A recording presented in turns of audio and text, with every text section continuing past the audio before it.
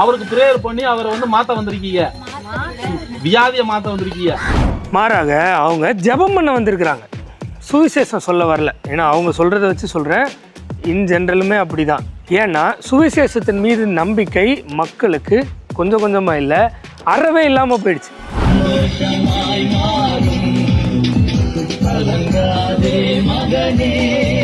இப்போ இதெல்லாம் தப்பா? இப்படிலாம் வந்து சினிமா எம்ஜிஆர் சைட்லலாம் பண்ணுறாங்களே, இன்னொருத்தர் கூட சைக்கிளில் போய் பயங்கரமாக பண்ணுவார், அதெல்லாம் பண்ணலாமா? தப்பா? எதுவுமே தப்பு இல்லைங்க. நீங்கள் அபிஷேகம் பண்ணப்பட்டவர்களாக இருந்தால் யாராவது ஒருத்தருக்கு போய் சும்மா ஒரு வார்த்தையை சொன்னால் கூட அவங்க வாழ்க்கையில் கிரியை நடக்கும். ஹல்லேலூயா. பார்த்தீங்களா, அபிஷேகம் பண்ணப்பட்டவராக இருந்தால் யாராவதுக்கு எதையாவது போய் ஒரு வார்த்தை சொன்னால் கூட நடந்துருமா? சுவிசேஷம் சொன்னாரா? சுவிசேஷத்துக்கு மட்டும்தான் வல்லமை இருக்குது ஒருத்தனை ரட்சிக்கிறதுக்கு. இப்போ ரீசெண்ட் டைம்ஸில் ஸ்ட்ரீட் ப்ரீச்சிங் பண்ணுறாங்க, அதாவது தங்களுடைய மதத்தை மற்றவங்களுக்கு ப்ரொபகேட் பண்ணுறாங்க, இல்லை ப்ரொமோட் பண்ணுறாங்கன்னு வச்சுக்கோமே.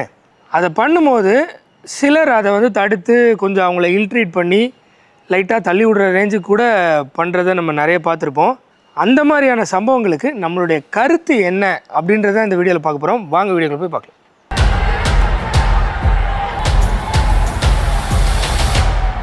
வேதத்திற்கு எதிரான கிறிஸ்தவர்களிடம் கேள்வி கேட்கலாம் வாங்க.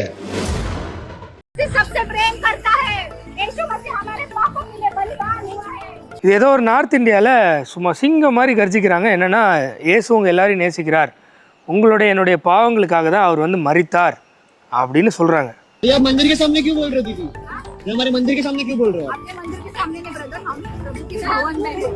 அப்போ அங்கேருந்து ஆப்போசிட் சைட்லேருந்து யாரோ, நீ ஏன் கோயில் வாசல்லேருந்து ஏன் இது பேசுகிற அப்படின்றாங்க. அதுக்கு இவங்க என்ன பதில் சொல்கிறாங்க, நான் கோயில் வாசல்லாம் வந்து பேசலை, என்னுடைய கர்த்தருடைய வீட்டில் நின்று பேசுகிறேன் அப்படின்னு. அவங்க மேபி உண்மையிலே எல்லாமே கர்த்தருடையதுன்றதை மீன் பண்ணி பேசுனாங்களா, இல்லை ஆப்போசிட்டில் அவங்க சர்ச் ஏதாவது இருந்ததான்னு தெரில. பட் ஸ்டில் அவங்க நார்மலாக கேஷுவலாக ஹேண்டில் பண்ணுறாங்க, சும்மா லெஃப்ட் ஹேண்டில் டீல் பண்ணுறாங்க. இது எங்கேயோ நார்த் இந்தியாவில், அது எங்கே நார்த் இந்தியானா எல்லோரும் அடிச்சிருவாங்க கொண்டுருவாங்கன்னு சொல்கிற இடத்துல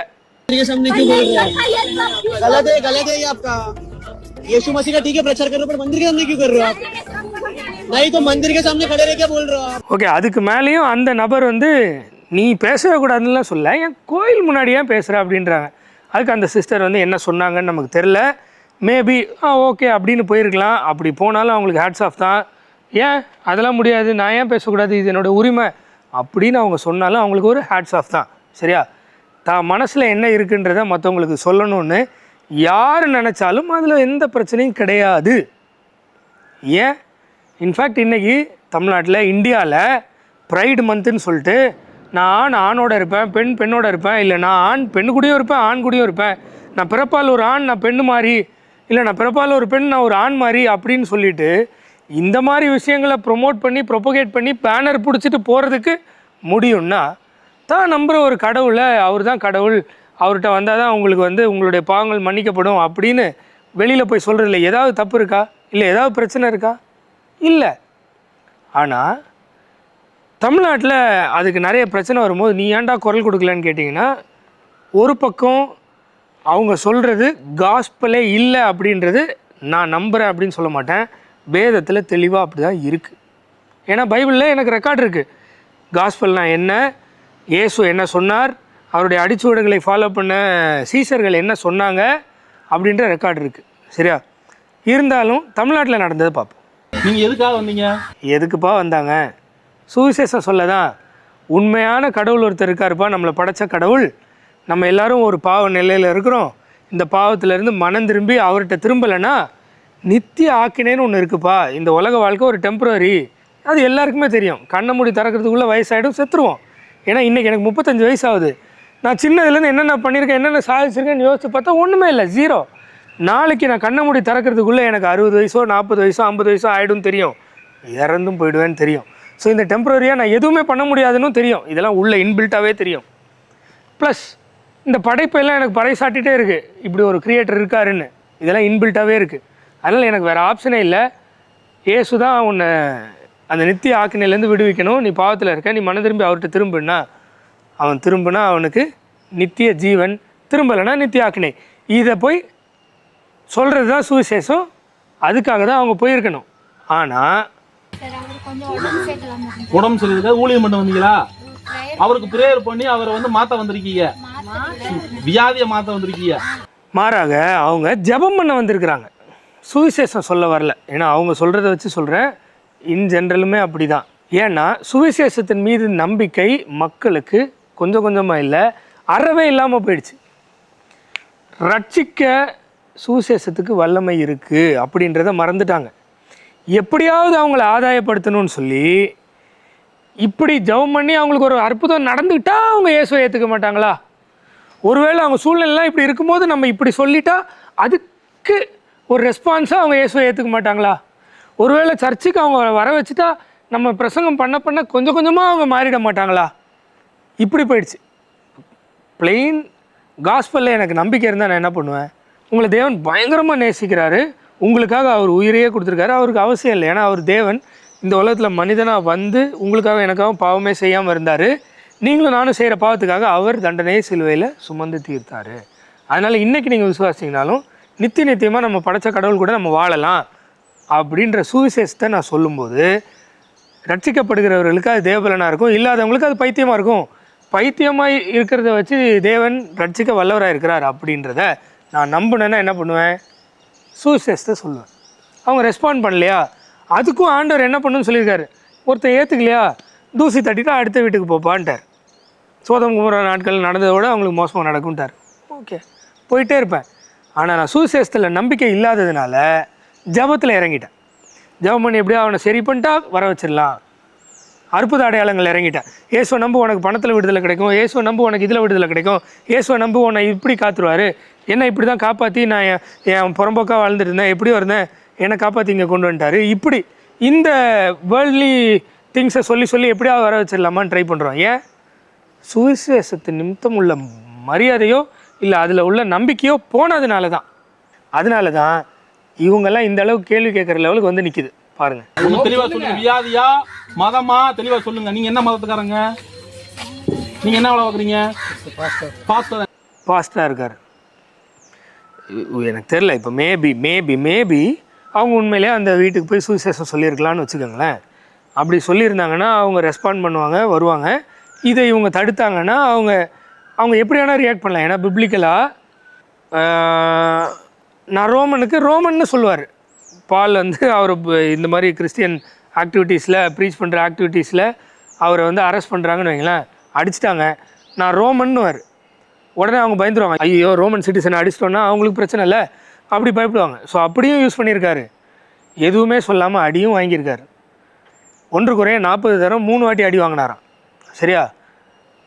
விருத்த சேதனம் பண்ணி ஒரு கூட்டத்துக்குள்ளே போகணுன்னா அப்படியும் போகலாம். ஆனால் நம்ம சொல்கிற கண்டென்ட் மாற்றக்கூடாது. இப்படி சொன்னால் அவன் ஏற்றுப்பான், அப்படி சொன்னால் அவன் ஏற்றுப்பான். ஜெபம் பண்ணி அவனுக்கு எப்படியாவது ஒரு விடுதலை வந்துருச்சுன்னா அவன் உள்ளே வந்துடுவான். அப்படிலாம் எதுவுமே இல்லை, பைபிளில் இல்லை.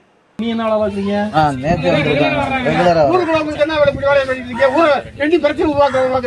அதே வேலை தான். எனக்கு உண்மையிலே ஆசையாக இருக்குது, வெறியாகுது. என்ன தெரியுமா? அந்த இடத்துல வந்து நான் சொல்லுவேன், என்னை யார் என்ன கேட்பீங்க கேளுங்கப்பா அப்படின்னு சொல்லி அந்த இடத்துல போய் நிற்கணும்னு ஆசையாக இருக்குது. தெரில எப்படி என்ன ஏதுன்னு. கூடிய விரைவில் அந்த மாதிரியான முயற்சிகளுக்கு சீக்கிரமாக இறங்கிடுவோம்.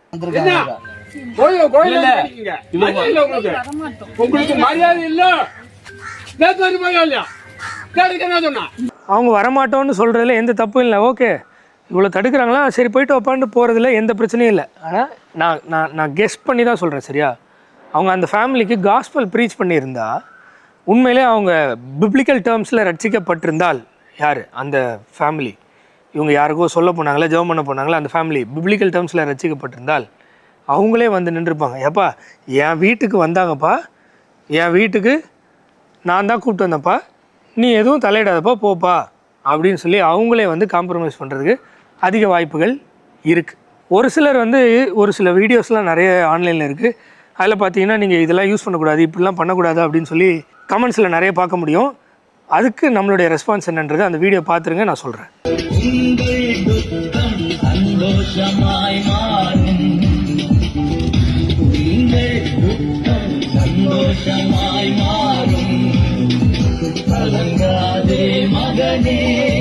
இப்போ இதெல்லாம் தப்பா? இப்படிலாம் வந்து சினிமா எம்ஜிஆர் சைட்லலாம் பண்ணுறாங்களே, இன்னொருத்தர் கூட சைக்கிளில் போய் பயங்கரமாக பண்ணுவார், அதெல்லாம் பண்ணலாமா? தப்பா? எதுவுமே தப்பு இல்லைங்க. அழிந்து போகிற உலகப் பொருட்களால் நீ நண்பர்களை சம்பாதித்துக்கொள். இந்த உலகத்தில் எதை வேணால் நம்ம யூஸ் பண்ணலாம் காஸ்பல் ப்ரீச் பண்ணுறதுக்காக, சரியா? ஆனால் தவறாக எதுவும் செய்யக்கூடாது. அதான் ஆண்டவருக்கு பிடிக்காத பாவங்கள் எல்லாம் செய்யக்கூடாது. ஆனால் இந்த உலகத்தில் இருக்கிற எதை வேணால் மீடியமாக யூஸ் பண்ணலாம். ஆனால் நம்ம சொல்கிறது காஸ்பலாக இருக்கணும். நம்ம சொல்கிறது காஸ்பலாக இருக்கணும். காஸ்பல் தான் ஒருத்தனை ரட்சிக்கணும். ஆனால் நம்ம அவனை எப்படியாவது வர வைக்கணுன்ட்டு அவனுக்கு ரீச் பண்ணுறதுக்கு என்ன வேணால் பண்ணலாம். மொட்டை அடிச்சிக்கலாம், விருத்த சேதனம் பண்ணி கூட்டு போகணுன்னா விருத்த சேதனம் பண்ணிக்கலாம், என்ன வேணால் பண்ணிக்கலாம். ஏன்னா அதுக்கெலாம் நமக்கு பைபிளில் இடம் இருக்குது. ஆனால் ஒருத்தனை இயேசுன்னு வாயில் சொல்ல வைக்கிறதுக்காக இஷ்டத்துக்கு எதையாவது சொல்லிடக்கூடாது. உனக்கு இதை தருவார், இயேசுகிட்டவா உனக்கு கட்டியை சுகமாக்கிடுவார், இயேசுகிட்டவா உனக்கு இதை சரியாக்கிடுவார், இயேசுகிட்டவா உனக்கு பணக்காரனாக்கிடுவார், இயேசுகிட்டவா உன் வறுமையை போக்கிடுவார். இதெல்லாம் காஸ்பலே கிடையாது. காஸ்பலில் தண்ணி ஊற்றி தண்ணி ஊற்றி தண்ணி ஊற்றி தண்ணி ஊற்றி டைல்யூட் பண்ணி காஸ்பல்னால் என்னன்றதே மழுங்கடிச்சு ஒரு மாதிரியான ஒரு பிப்ளிக்கல் நாலேஜ் இல்லாமல் மக்களை ஆக்கிட்டாங்க. யார் தெரியுமா? இந்த மாதிரியான மட்டரகமான சோகால்டு ஊழியர்கள். ஆனால் நான் உங்களுக்கு சொல்கிறேன், ஆண்டவருடைய அன்பை அறிவிக்க ஞானம் தேவையில்லை, விவேகம் தேவையில்லை, அறிவு தேவையில்லை, படிப்பு தேவையில்லை, பட்டம் தேவையில்லை. நீங்கள் அனாய்டடாக இருந்தா, நீங்கள் அபிஷேகம் பண்ணப்பட்டவர்களாக இருந்தா, யாராவது ஒருத்தருக்கு போய் சும்மா ஒரு வார்த்தையை சொன்னா கூட அவங்க வாழ்க்கையில் கிரியை நடக்கும். ஹல்லேலூயா. பார்த்தீங்களா? அபிஷேகம் பண்ணப்பட்டவராக இருந்தால் யாராவதுக்கு எதையாவது போய் ஒரு வார்த்தை சொன்னால் கூட நடந்துருமா? சுவிசேஷம் சொன்னாதான், சுவிசேஷத்துக்கு மட்டும்தான் வல்லமை இருக்குது ஒருத்தனை ரட்சிக்கிறதுக்கு. ஆண்டவர் வச்சிருக்கிற ஒரே வழி சுவிசேஷம்தான். அதனால தான் நீங்கள் புறப்பட்டு போய் சகல ஜாதிகளுக்கும் சுவிசேஷம் அறிவிங்கள்னாரு. நீ அபிஷேகம் பண்ணப்பட்டவன் ஏதாவது ஒரு வார்த்தையை சொல்லி நான் கூட்டு வந்துடுவேன்னு சொல்ல. இந்த அம்மாவை ஏன் நான் மட்டரகமான சோகால் ஊழியர்னு சொன்னேன்னா, அதுக்கான தெளிவான வீடியோ கிளிப்ஸோடு அவங்க என்ன பேசுனாங்கன்றதும் வேதம் என்ன சொல்லுதுன்றதையும் நம்ம பைபிள் கிறிஸ்டியானிட்டி சேனலில் போடுறேன். தவறாமல் அந்த சேனலில் ஃபாலோ பண்ணிக்கோங்க. உங்களுக்கு வேத வசன ஆதாரத்தோட ஒரு சின்ன டீச்சிங் மாதிரி கொடுப்பேன், சரியா? Praise the Lord. நீங்கள் பார்க்குற இந்த டாஸ்மாக் கோயம்புத்தூரில் சௌரிபாளையம் பகுதியில் இருக்கிற டாஸ்மாக், நேற்றைய தினத்தில் மதியானம் இங்கே வந்து ஆண்டவர் வார்த்தையை பிரசங்கம் பண்ணினேன். அங்கே இருக்கிற அநேக ஆண்களுக்கும் பெண்களும் இங்கே வந்து குடிப்பாங்க. அவங்களுக்கும் ஆண்டவர் வார்த்தை சொல்றதுக்கு தேவன் கிருபை பாராட்டினார். இங்கே குடிக்கிறதுக்கு மாத்திரம் வரதில்ல, எத்தனையோ பேர் கஞ்சா போதைக்கும் எத்தனையோ விதமான தவறான போதைப் பொருள் பழக்கமுள்ள வாலிபர்களும் இங்கே வந்து நிறைய தவறான காரியங்களை செய்வாங்க. முக்கியமா நேத்து வந்து சொல்லும்போது, அடுத்து இருக்கிற சந்ததியை பாதுகாக்கிறதுக்கு நீங்க இன்னைக்கு குடிப்பழக்கத்தை விட்டு வெளியே வாங்க. ஏன்னா அடுத்து வருகிற வாலிபர்களாகட்டும் பெண்கள் ஆகட்டும் இந்த போதைப் பொருளுக்கு அடிமையாகிறதுனால தங்களுடைய எதிர்காலத்தை பாழாக்குறாங்க. பெண்களும் கற்பை பறிகொடுக்கிறாங்க. அப்படிப்பட்ட மோசமான நிலைமைக்கு இந்த சாராயம் தள்ளி போகுது உங்களைய. அதனால தயவு செஞ்சு சாராயத்திலிருந்து மனம் திரும்புங்க அப்படின்னு சொல்லி பிரசங்கம் பண்ணினேன். சாராயத்தினால இவ்வளோ விளைவுகள் இருக்குன்னு பிரசங்கம் பண்ணுறதை விட, நீ தண்ணி அடிச்சுட்டு இப்படி சுற்றிட்டு இருக்கிறியே, உண்மையாக கடவுளை நீ தேடாமல் இருக்கிறியே, இந்த நிலையில் நீ கண்டினியூ ஆனனா நித்திய ஆக்கினை உனக்கு இருக்கும். அதிலிருந்து தப்பிக்கணும்னா ஒரே வழி இயேசு தான், நீ மனம் திரும்பு அப்படின்னு சொன்னால் அது சுவிசேஷம். இப்போ இந்த நபர் அதை சொல்கிறது இல்லை அப்படின்னு நான் சொல்லலை. நிறைய வீடியோஸ் பார்த்துருக்கேன்.